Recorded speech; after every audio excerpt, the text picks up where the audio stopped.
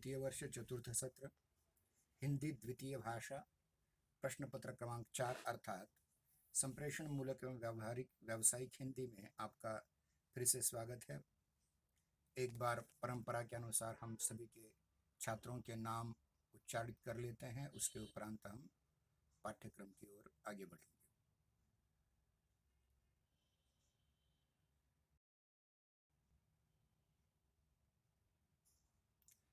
उमेश जीवन अन्न भूले अंबाजी मल्लप्पा बनसोड़े अक्षय संजय भड़ श्रीकांत बजरंग चौहान हनुमंत काशीनाथ दाते प्रफुल्ल युवराज गायकवाड़ राहुल गोरे अश्विनी महादेव जाधव तेजस आदिनाथ कदम सुदर्शन नवनाथ कानड़े बालाजी राजेंद्र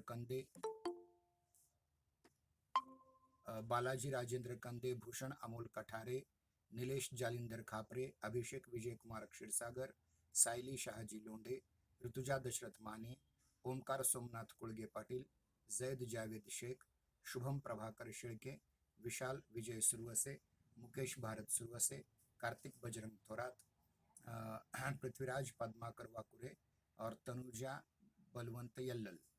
ये 24 छात्र हैं हमारे। कल हमने बैंकिंग के क्षेत्र में किस प्रकार से विकास होता गया इस पर चर्चा की और आज उसी को हम आगे लेकर के चलने वाले हैं। थोड़ा सा पीछे जा कर के देखेंगे कि पिछले 2 दशकों में, यानी खास करके ये पुस्तक जब लिखी गई थी उसके 2 दशक मतलब जब से वैश्वीकरण की क्रांति हुई, जिसको हम खाउजा कहते हैं, खासगीकरण, जागतिकीकरण और उदारीकरण की बात हुई।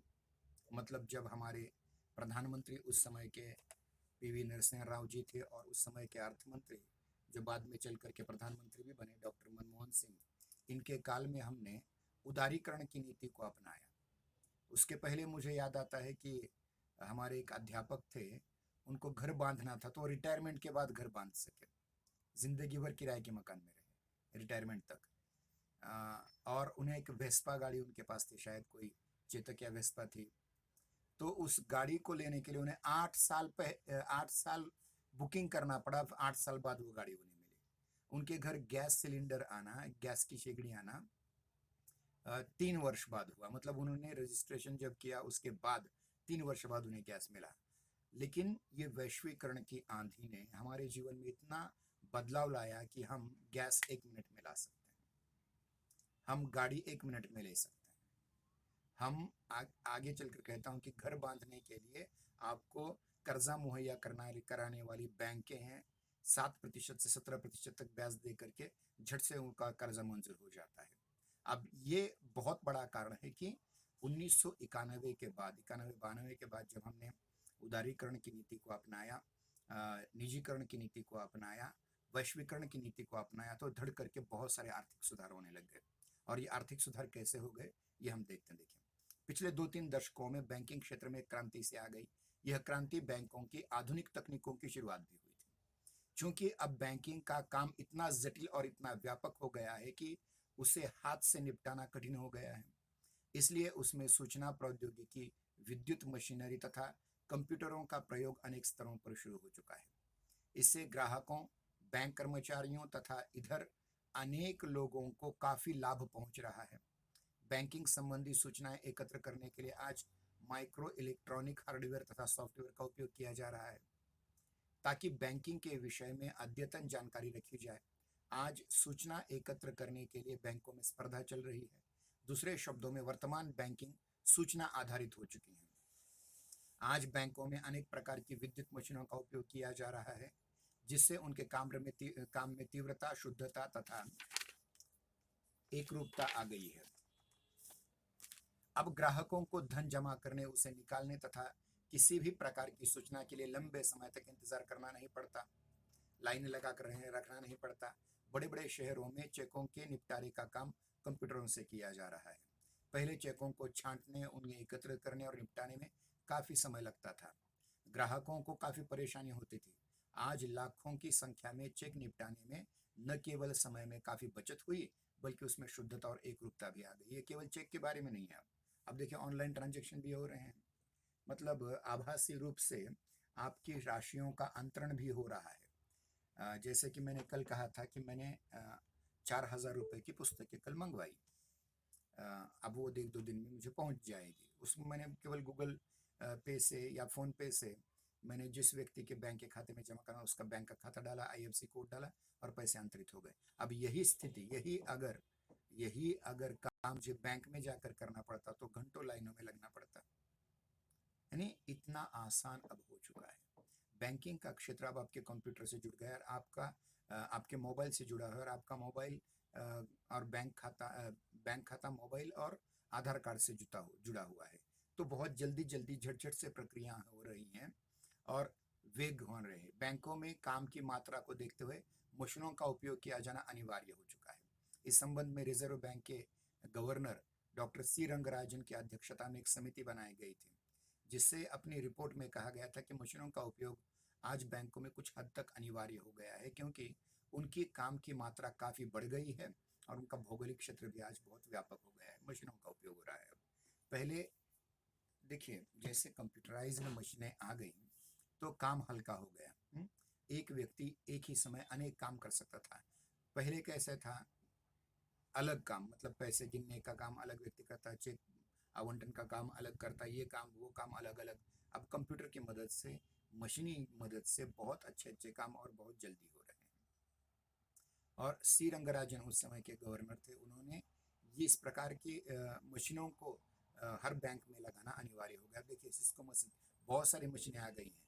अब आपको तो आपका पासबुक भी वहाँ प्रिंट करने की ज़रूरत नहीं है, मशीन में डालो, अपना पत्ता लगा, पन्ना निकाल दो, बराबर वो आपका जितना है वो सारा प्रिंट करके देता है। ये बहुत कमाल की बातें हुई हैं। अब देखिए, मनुष्यों से ज़्यादा मशीनों पे भरोसा किया जा रहा है, क्योंकि मशीन मनुष्यों जैसे झूठ नहीं बोलेगी, वो गलत काम नहीं करेगी। उसको जिस प्रकार फीड किया गया है पहले से, उस प्रकार से वो काम करती जाएगी। अब देखिए कि ये जो समिति, जो रंगराजन समिति बैठी थी, उन्होंने 3 स्तर पर काम किया जाने लगा है। 3 स्तर के काम का, मशीनों का उपयोग 3 स्तर पर करने का यानी सिफारिश की। शाखा स्तर पर भी, आंचलिक स्तर पर भी और प्रधान कार्यालय स्तर पर भी। अब देखिए, जैसे कि महाराष्ट्र बैंक में मेरा खाता है, कहाँ है वो, आनंद नगर शाखा में। तो वो उस शाखा स्तर पर भी मेरा काम हो रहा है। आंचलिक स्तर पर भी मतलब प्रदेश स्तर पर भी हो रहा है। और प्रधान कार्यालय जो है महाराष्ट्र बैंक का, कहाँ है, पुणे में है, लोकमंगल नाम का। तो वहाँ ये काम सब चल रहा है और एक ही समय मतलब एक ही सॉफ्टवेयर से, एक ही कंप्यूटर से एक दूसरे को इंटरनेट के द्वारा जुड़े होने से मेरे खाते की जांच मैं यहाँ बैठकर कर सकता हूँ। यहाँ बैठकर मेरे मोबाइल के माध्यम से भी कर सकता हूँ और बैंक शाखा में जाकर के भी, भारत की मतलब कहीं भी महाराष्ट्र बैंक की शाखा हो, वहाँ जाकर के मैं मेरी खाते की जानकारी प्राप्त कर सकता हूँ। ये इतना आसान अब हो चुका है। इन स्तरों पर काम में लाई जाने वाली मशीनों का स्वरूप अलग अलग था, अलग अलग होता है और अलग अलग होता रहेगा आगे। शाखा स्तर पर यदि एडवांस लेजर पोस्टिंग की मशीनें लगाई जाएंगी तो आंचलिक स्तर पर छोटे कंप्यूटर में फिट किए जाएंगे और प्रधान कार्यालय स्तर पर प्रत्येक बैंक के पास एक बड़ा मेन फ्रेम कंप्यूटर होगा। हाँ, इसकी इनके इनके प्रयोग से विभिन्न स्तरों की सूचनाएं एवं आंकड़े एकत्र करने तथा उनका विश्लेषण करके उचित निष्कर्ष निकालने में मदद मिलेगी। तो ये बैंकों का जो बहुत बकाया काम होता है, बहुत ज़्यादा काम होता है, वो ज़्यादा काम यहाँ इन कंप्यूटरों की मदद से, इन इलेक्ट्रॉनिक मशीनों की मदद से थोड़ा कम कम कम कम होता जाएगा। यानी विभिन्न प्रकार के काम एक ही समय, खास करके कंप्यूटर जो है, टू कंप्यूट इस धातु से बना हुआ है, जिसका अर्थ ये होता है कि परिगणना करना, गणना करना, यानी और बैंकिंग के क्षेत्र में गणना करना, गणितीय अभिक्रियाएं करना, गणितीय सांकलिक क्रियाएं करना बहुत महत्वपूर्ण चीज़ है और इसलिए ये बहुत सारा काम कर रहे हैं। इतना ही नहीं, देखिए कंप्यूटर की आज बहुत बड़ी चर्चा है। अब देखिए, ये पुस्तक लगभग 10-12 वर्ष पहले लिखी गई थी, अब उसमें बहुत सारी बढ़ोतरी भी हो चुकी है। कंप्यूटर की आज बड़ी चर्चा हो रही, न केवल बैंकिंग क्षेत्र में अपितु अन्य क्षेत्रों में भी। बैंकिंग में आज इन कंप्यूटरों का प्रयोग सबसे पहले तो ग्राहकों के लेन देन की जानकारी तक सीमित था।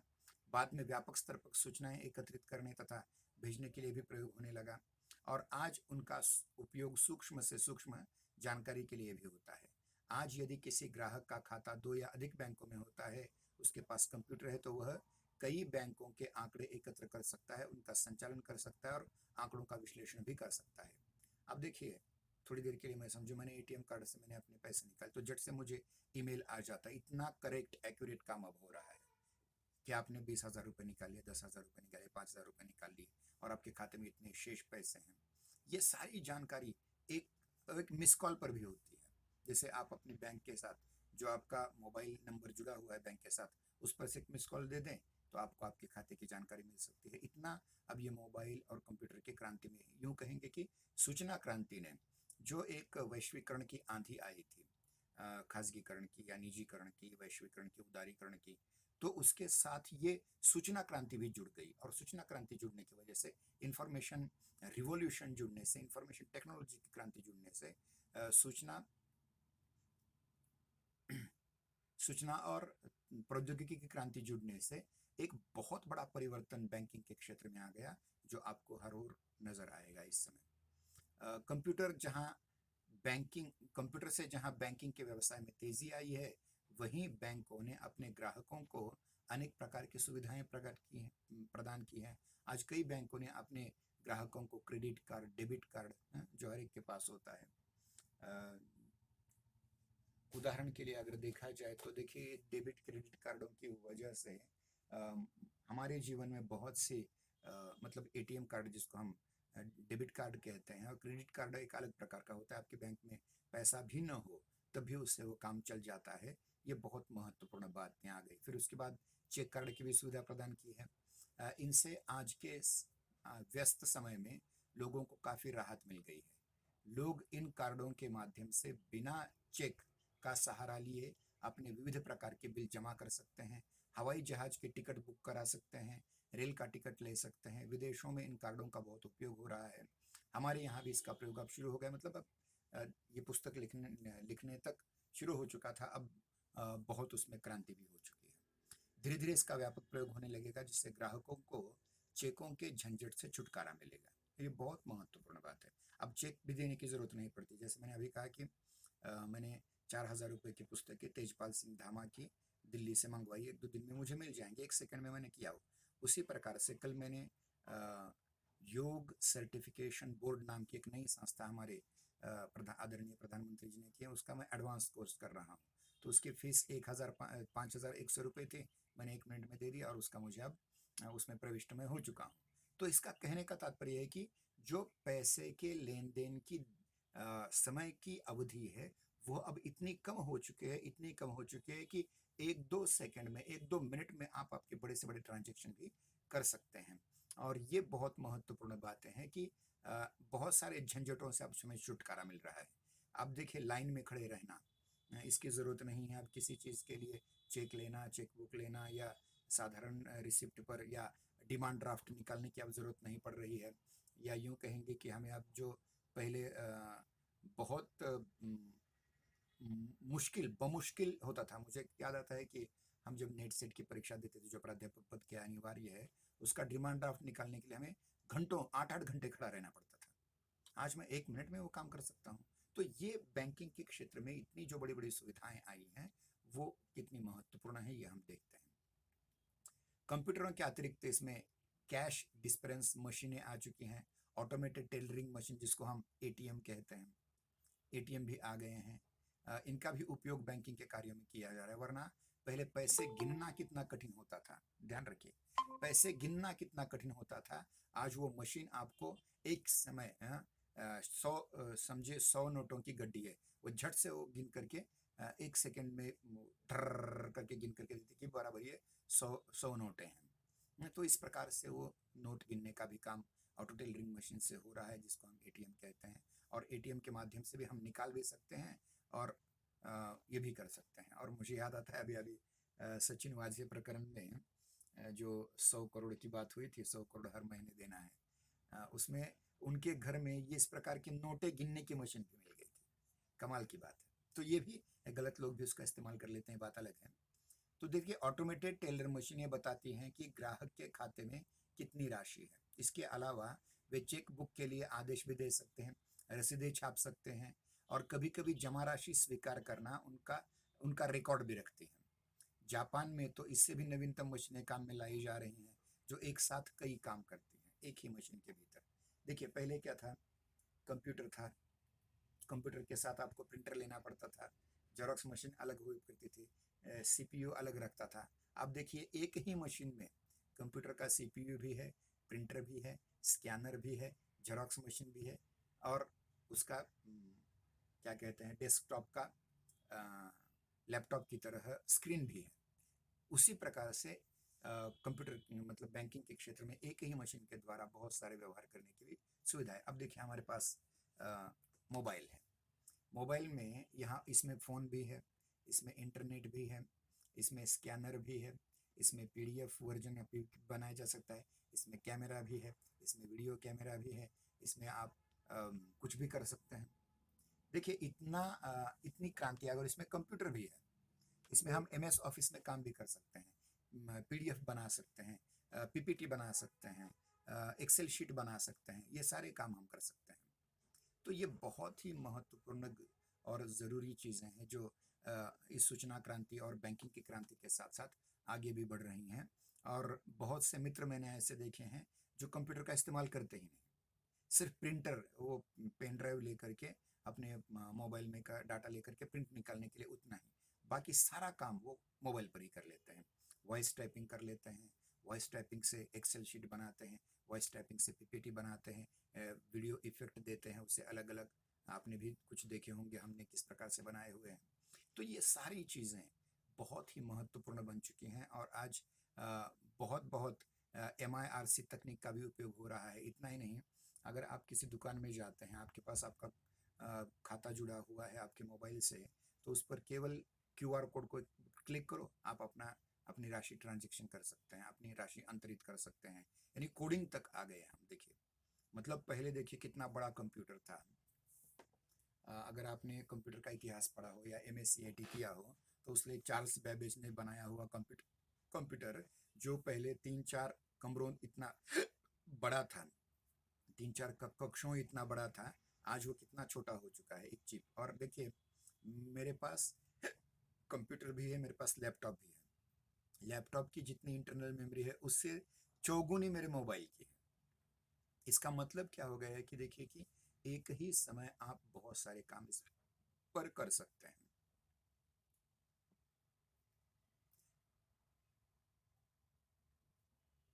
देखिए चेकों के माध्यम से रोजाना करोड़ों का लेन देन होता है। ये चेक विभिन्न बैंकों के नाना प्रकार के शाखाओं के द्वारा प्रदत्त किए जाते हैं। इनका भुगतान समय पर न होने पर होने से व्यापारियों को परेशानी होती है। इसी परेशानी को दूर करने के लिए MICR टेक्निक का उपयोग किया जा रहा है। इस तकनीक से चेकों को छांटने, उनकी सूची तैयार करने तथा उनका हिसाब किताब रखने में बहुत बड़ी सहायता मिली है। इन चेकों को छांटने के लिए चुंबकीय स्याही के चुंबकीय स्याही OMR शीट कहते हैं ना उसे, मैग्नेटिक इंक की स्याही से विशिष्ट चेक ब्योरे पर पुट किए जाते हैं, जिसके काफ़ी काम आसान हो गए हैं। अब चेकों का समाशोधन 1-2 दिन में ही हो जाता है। इससे पहले कम से कम 1 सप्ताह या उससे भी ज़्यादा चेक का भुगतान होने के लिए समय लगा करता था। एक महत्वपूर्ण बात और मुझे लगती है, देखिए यहाँ एक उल्लेख मैं करना चाहूँगा। जब निश्चलीकरण की बात आई थी, निश्चलीकरण जिसको हम डिमोनेटाइजेशन की बात कहते हैं, जिसमें 1000 और 500 के नोट बंद करके 2000 की नोट निकाली थी, उस समय बैंकों में कितनी तकलीफ हुई लोगों को। लेकिन फिर भी ये सच्चाई है कि अगर ये तकनीक उस समय न होती तो उससे भी ज़्यादा तकलीफ होती, उससे भी ज़्यादा। तो ये कहने का मेरा तात्पर्य है कि समय के साथ साथ बैंकिंग के क्षेत्र में जो इटली के बाजार चौराहे पर एक बेंच पर एक आदमी कुछ नाणे लेकर के, कुछ सिक्के लेकर के व्यवहार करता था, वहां से लेकर बैंक का कहाँ तक रूपांतरण हो चुका है, ये भी आपको समझना बहुत ज़रूरी है। आधुनिक बैंकिंग में कंप्यूटरों के अतिरिक्त अन्य इलेक्ट्रॉनिक मशीनों का भी उपयोग किया जाता है, जहां बैंकों के कामकाज में तेजी एवं सफाई आई है। वहीं कर्मचारी वर्ग का यह कहना है कि इससे रोजगार पर भी असर हो रहा है। मतलब जो लोग 5 लोग मिलकर काम करते थे, अब वो एक आदमी कर रहा है। इससे परिणाम भी हो गए, बेरोजगारी बढ़ाने में भी बैंकिंग का बहुत बड़ा हाथ है, ध्यान रखिए। और इससे रोजगार के अवसर भी उपलब्ध नहीं हो रहे हैं, क्योंकि कंप्यूटर एक विद्युत मशीन है जो कई कर्मचारियों का काम एक साथ करती है। इससे भारत जैसे जो बहुत बड़ी जनसंख्या के देश हैं, उसकी बेरोजगारी और बढ़ रही है। ये भी इसका नेगेटिव पॉइंट आपको देखने की ज़रूरत है। चाहे जो हो, इस नई कार्य पद्धति से सुधार अवश्य हुआ है, काम में तेजी अवश्य आई है, परंतु इसका बहुत बड़ा दुष्परिणाम हमारे इस पर भी पड़ रहा है, हमारी रोजगारी पर भी पड़ रहा है। और एक मज़े की बात मैं कहता हूँ, शायद आपने सोचा होगा कि थोड़ा मैं अलग बता रहा हूँ। जब हम किसी प्रतियोगिता परीक्षा की तैयारी करते हैं, किसी स्पर्धा परीक्षा की तैयारी करते हैं, तो उसमें बैंकिंग का भी बहुत बड़ा क्षेत्र है, क्योंकि आज अ, ऐसे सकुशल लोग नहीं मिल रहे हैं जो कंप्यूटर जानने वाले हों, जो सॉफ्टवेयर डेवलप करने वाले हों, जो ऐप डेवलप करने वाले लोग हों। अगर इसमें भी नए रोजगार भी प्राप्त हो रहे हैं, निर्माण हो रहे हैं, ये भी सच्चाई है। देखिए, समय के साथ देखिए नई कोई चीज़ इंट्रोड्यूस होती है। अगर आपने बचपन में नया दौर नाम की फिल्म देखी होगी दिलीप कुमार की, तो उसमें तांगा वर्सेस बस इस प्रकार का झगड़ा दिखाया था। और तांगे वालों ने ट्रक वालों पर या ट्रैक्टर वालों पर या जो बस वाले जो होते हैं उन पर उनके साथ झगड़ा किया कि हमारे रोजगार डूब रहे हैं। लेकिन उससे कुछ थमा क्या? तांगे बंद पड़े, लेकिन बसें जारी हैं। अब बस हो गई, अब नई खासगी बस आ रही हैं। कहने का तात्पर्य है कि ये तो चलता जाएगा, समय के साथ ये बदलाव होता जाएगा, और हमें समय के साथ अपनी कुशलताओं में भी बड़ी तब्दीलियां करनी पड़ेंगी, परिवर्तन करने पड़ेंगे, और इन्हीं परिवर्तनों के कारण हम एक अच्छे रोजगार को प्राप्त कर सकते हैं। और आपकी जो शाखा है, विद्या शाखा, कॉमर्स, मराठवाड़ा छोड़ करके, मैं दुर्दैव से कह रहा हूँ, मराठवाड़ा छोड़ करके अन्य क्षेत्रों में, अगर आप पुणा क्षेत्र में जाएंगे, आप कोंकण क्षेत्र में जाएंगे, आप मुंबई क्षेत्र में जाएंगे, आप कोल्हापुर रीजन में जाएंगे, आप विदर्भ में जाएंगे, तो कॉमर्स की बहुत डिमांड है। जैसे आप पदवीधर हो जाते हैं, बीकॉम हो जाते हैं, एमकॉम हो जाते हैं, जीडी सीआईडी हो जाते हैं, तो आप अपना स्वयं का व्यवसाय, स्वयं का फर्म खोल सकते हैं। इतनी ताकत इस क्षेत्र में। और बैंकिंग क्षेत्र से तो आपकी डिग्री इतनी जुड़ी हुई है कि मेरे ख्याल से हर 3-4 महीने के बाद बैंकों की परीक्षाएं आती हैं, उनमें भी आप इंटरेस्ट लेकर काम करेंगे तो बहुत कुछ प्राप्त कर सकते हैं। आप इस समय द्वितीय वर्ष को हैं, अगस्त में आपकी परीक्षाएं हो जाएंगी और तृतीय वर्ष में आप चले जाएंगे। मतलब 1.5 साल में आपके पास डिग्री होगी, पदवी होगी, और इस पदवी के द्वारा, उपाधि के द्वारा आप कहीं भी बाहर जा करके संचलन कर सकते हैं। और मैं तो ये कह रहा हूँ आपसे, जैसे मैंने अपने पूर्व छात्रों से कहा, केवल मोबाइल पर अवलंबित मत रहो, थोड़ा बहुत पैसा जमा करके एक लैपटॉप भी ले लो। तो उससे क्या होगा कि आपको दोनों पद्धति से, छोटे स्क्रीन पर और बड़े स्क्रीन पर, दोनों पर काम करने की एक प्रकार से आदत हो जाएगी, अभ्यास हो जाएगा।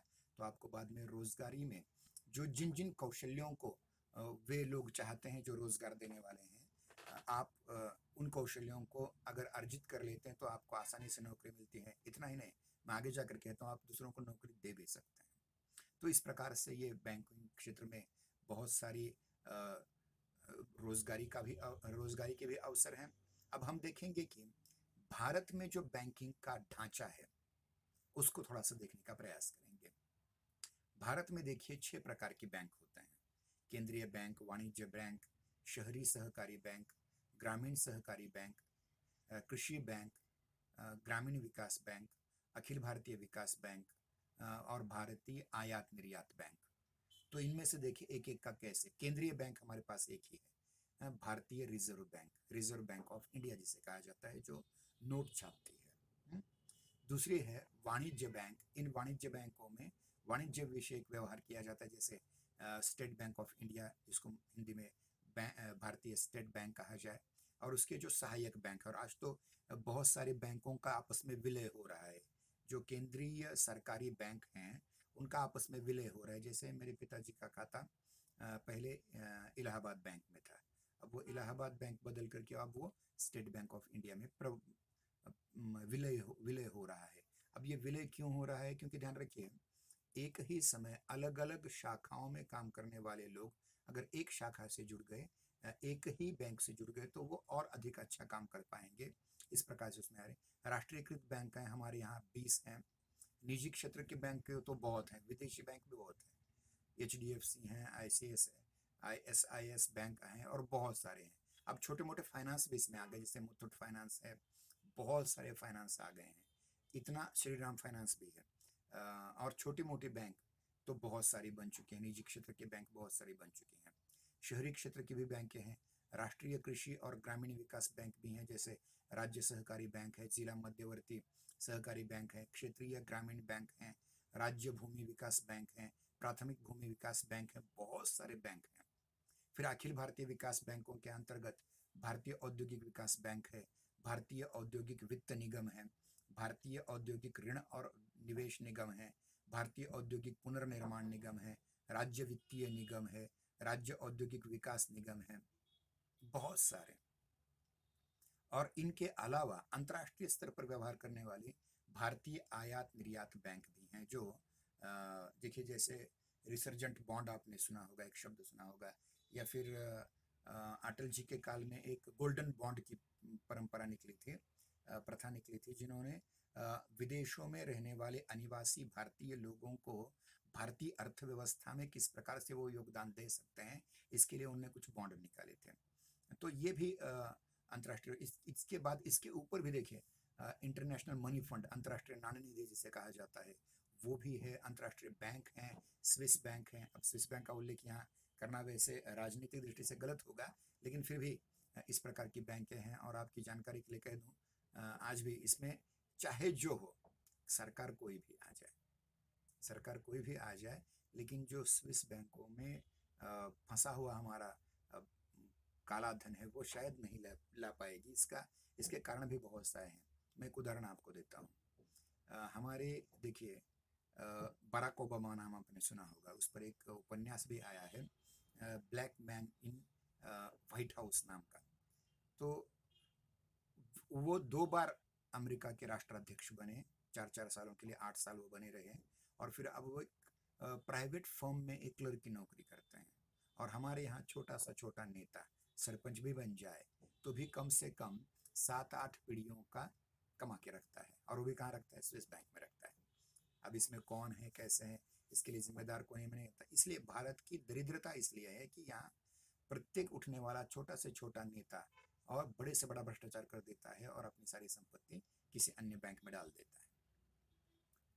तो ये भी बैंकों की बहुत विचित्र प्रणाली हमारे सामने है। तो इस प्रकार से हम बहुत बार ये हम बताने का प्रयास कर रहे हैं कि ये बहुत ज़रूरी चीज़ें हैं कि आप बैंकिंग के क्षेत्र को समझें।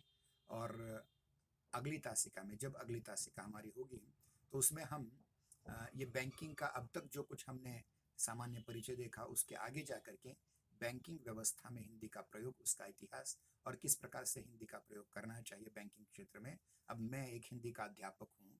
देखिए, मैं हमेशा, मुझे एटीएम में भी जाना हो तो भी मैं वहाँ हिंदी ही चयन करता हूँ, ये क्योंकि ये मेरा पेट उस पर हिंदी पर है। इसलिए जहाँ जहाँ हो जाए बैंकिंग के क्षेत्र में, जहाँ जिस प्रकार से हिंदी का प्रयोग किया जाए, उसको भी हम अगली तासिका में देखने का प्रयास करेंगे।